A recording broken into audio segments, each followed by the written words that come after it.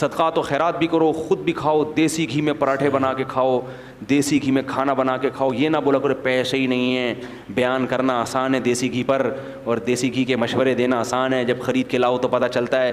میں جن لوگوں کو مشورے دیتا ہوں نا دیسی گھی کے, ان کے 1-1 کروڑ کے پلاٹ ہیں بحریہ ٹاؤن میں, نہیں آ رہی بات سمجھ, اور میرا ایک بالش کا بھی پلاٹ. پھر بھی میں کوشش کرتا ہوں اچھے آئل میں کھانا پکا کے کھاؤں. میں کئی دفعہ جوڑیا بازار میں رنگے ہاتھوں پکڑا گیا ہوں. جوڑیا بازار میں کبھی تلوں کا تیل نکلوا رہا ہوں, کبھی سرسوں کا نکلوا رہا ہوں. لوگ کہتے ہیں کیا کر رہے ہو بھائی؟ میں نے کہا بھائی گھر میں آئل کیسا ہونا چاہیے؟ اچھا ہونا چاہیے. کیا خیال ہے کوکنگ آئل کون سا ہونا چاہیے؟ کسی بھی حکیم سے پوچھو, سب سے بہترین کوکنگ آئل تلوں کا تیل ہے. سمجھ رہے ہو؟ جنرل کا نالج کے لیے بتا, نالج یا نہیں کا نالج تو ویسے ہی کہتے. یہ میں اس لیے بتاتا ہوں, دیکھو میرے پاس ایک میڈیا ہے نا, تو اس کے ذریعے بات پوری دنیا تک پھیل جاتی ہے, تو اپنا تجربہ شیئر کرنا چاہیے نا. تو خیر کی بات ہے, لاکھوں ملین لوگوں تک پہنچ جائے گی.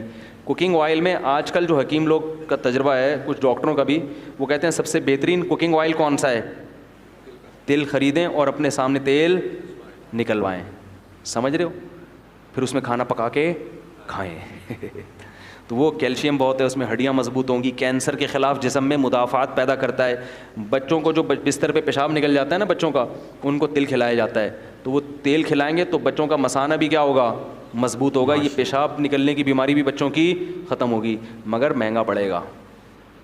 تو پلاٹ خریدنے سے بہتر ہے اس باڈی کے پلاٹ کو کیا کرو, اس کی فکر کرو. پہلے فش کھایا کرو, بازار سے جاؤ 20 کلو مچھلی اٹھا کے لے آؤ گھر میں, اگر اللہ نے پیسے دیے ہیں. نہیں دیے تو پھر حضرت والا سوچا کرو. صحیح ہے نا؟ جو ہمارے حضرت سوچتے تھے بھائی اللہ نے دیے ہوتے تو اللہ, مچھلی ضرورت ہوتی تو اللہ پیسے بھی دے دیتا. اگر اللہ نے دیے ہیں تو کیا کرو, فشری جاؤ, 20-20 کلو مچھلی اٹھا کے لاؤ. بیگم سے بولو روزانہ ناشتے میں بھی فش, دوپہر کھانے میں بھی فش, اور رات ڈنر میں بھی فش. بنگالیوں کو دیکھو فش کھاتے ہیں کیسے ہینڈسم اسمارٹ رہتے ہیں نا ساری زندگی, بال کالے رہتے ہیں. ہمارے ایک استاذ ہیں بنگلہ دیش کے, پورے بال کالے ان کے. میں نے کہا آپ کی عمر کتنی؟ انہوں نے کہا پتہ نہیں 46 سال 48 سال. ایسے گھنی کالی داڑھی. یہ کس کا کمال ہے؟ فش کا. مچھلی کھا رہے ہیں دبا کے. ہمارے ہاں مچھلی ڈاکٹر کے مشورے پر ہفتے میں 1 دن, کیونکہ دوبارہ خریدتے ہوئے جان نکلتی ہے, یار مچھلی کیسے خریدیں, یار مچھلی کیسے. تو بھائی یہ قدرتی چیزیں, ان پہ پیسہ خرچ کرو. اللہ کے بندو شہد کھاؤ.